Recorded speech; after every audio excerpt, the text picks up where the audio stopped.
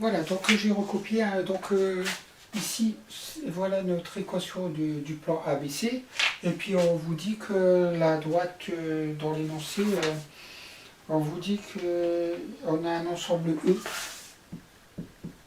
voilà, qui vérifie ça, voilà. Et donc, qu'est-ce qu'on vous demande? Démontrer qu'il existe un unique point M de coordonnées x, y, z, qui appartient à la fois à E et à ABC. Donc, si le point M appartient à E, il vérifie ça. Et puis s'il appartient à ABC, il vérifie ça. Donc je vais pouvoir identifier, c'est-à-dire je vais remplacer, comme dans la question numéro 2, je vais remplacer x par t au cube moins plus t.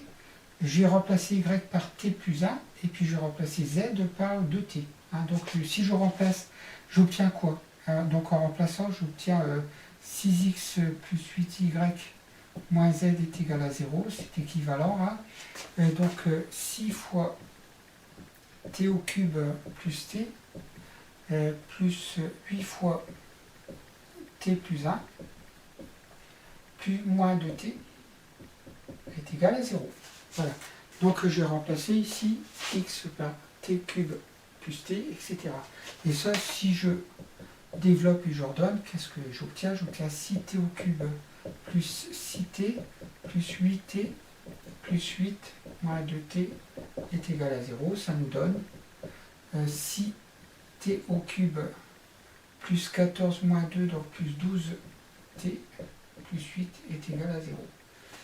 En fait, on veut savoir s'il existe une valeur unique, hein, s'il existe une valeur unique vérifiant cette équation-là. Ah, ça, quand on a une équation comme ça du 3e degré, c'est pas facile. Hein. Je vais mettre le... Je vois qu'il y a presque plus de batterie. Je vais pas me faire avoir, donc je vais brancher l'adaptateur.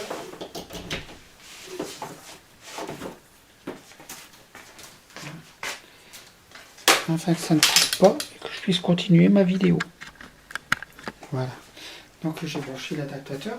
Alors donc ici, je n'ai pas beaucoup de solutions. Je dois considérer, pour voir si cette équation a une solution, je dois considérer la fonction f définie par f de t est égale à 6t au cube plus 12t plus 8.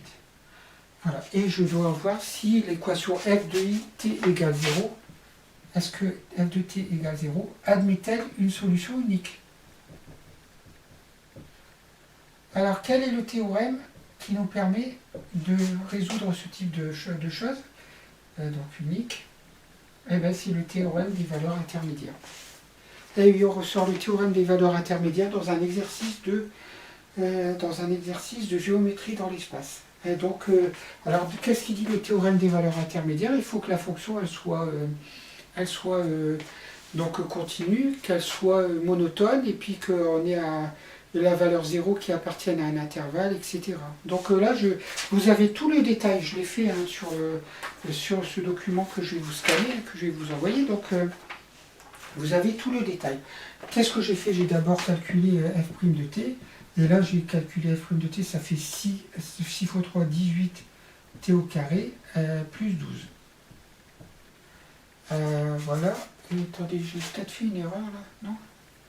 C'est bizarre ça, oui.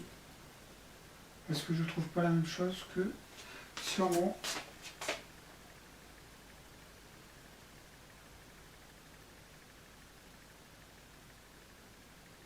Ah oui, donc oui, j'ai fait une erreur sur mon document là, donc il faut vous fier à ça.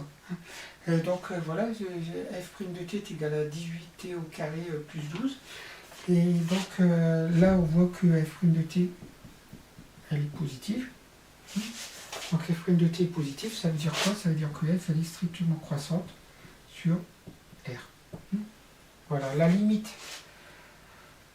Donc la limite de f de t quand t tend vers moins l'infini, c'est la limite du terme de plus haut degré, donc de 6t au cube. Quand t tend vers moins l'infini, et ça fait moins l'infini. Et de même la limite de f de t quand t tend vers plus infini, ça fait la limite de 6t au cube, quand t tend vers plus infini, ça fait plus infini. Donc mon tableau de variation, il est comme ça.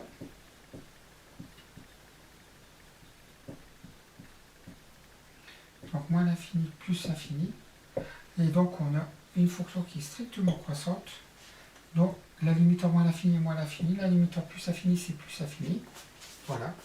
Et donc qu'est-ce qu'on peut dire? On peut utiliser le théorème des valeurs intermédiaires. Donc théorème des valeurs intermédiaires, qu'est-ce qu'il dit? Et on a bien la fonction f, donc théorème des valeurs intermédiaires. Donc la fonction f, elle est bien strictement, elle est déjà dérivable. Donc f dérivable, donc f elle est continue. Car dérivable.